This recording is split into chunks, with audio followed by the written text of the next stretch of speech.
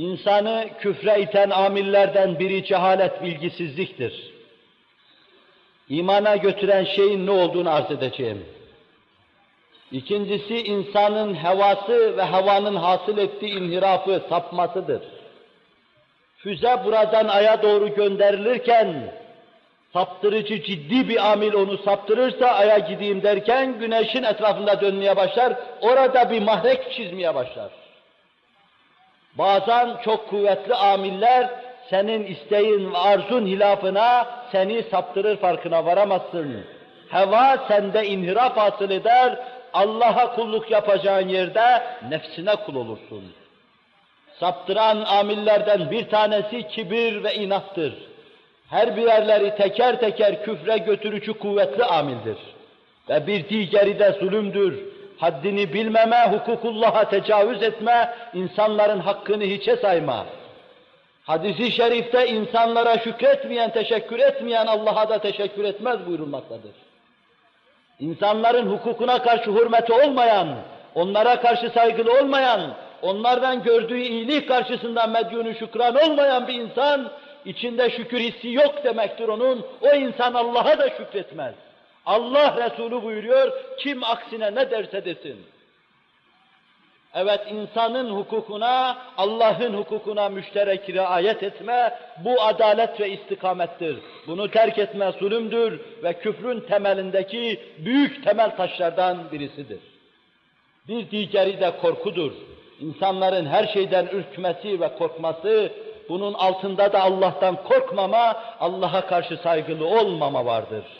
Makamın gitmesinden korkma, mevkiin gitmesinden korkma, servetin gitmesinden korkma, dünyanın gitmesinden korkma vardır. Ceza amelin cinsinden geldiği için Allah korktuğu şeyleri insanların başına musallat etmiştir.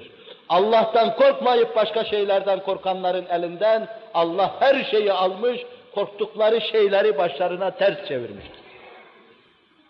Bütün bunlar küfre götürücü amillerdir. Vaktin müsaadesi olmamakla beraber 2-3 cümleyle imana götürücü sebepleri de arz edeyim. Bu iki meselenin mukayesesini yaparken ilim mi insanı Allah'tan uzaklaştırıyor yoksa cehalet mi görmüş olalım. Bir batılı düşünür, az ilim insanı imansız yapar, çok ilim insanı Allah'a bağlar. Yarım ilimle işe mübaşeret eden kimseler, yarım hekimin cana kıydığı gibi can evine kıymışlardır bu milletin neslini dinsiz yapmışlardır. Yarım ilimle işe konulan, yarışta, pistte ortadan çıkanlar, elektriğin manasını buradaki tellerle anlatmaya çalışan nadanlar, kendileri gibi nadan bir nesil yetiştirmiş, milleti dinden, imandan etmişlerdir. İmana götürücü amiller akıldır.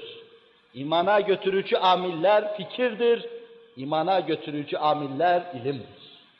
Allah Celle Celaluhu Kur'an'ında inne fî zâlike leâyâtin liqavmin ya'kilûn. Aklı olan kimseler için şu serap-ı ayet olan kainatta ibret alacak neler vardır?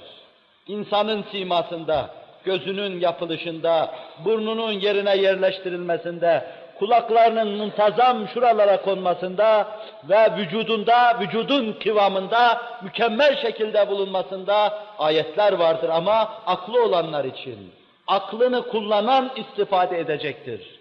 Bundan anlaşılıyor ki Kur'an ve İslam meseleleri akla havale ediyor. Aklın muhakemesi altına veriyor. Demek oluyor ki akıl insanı Allah'a götürücü bir amildir.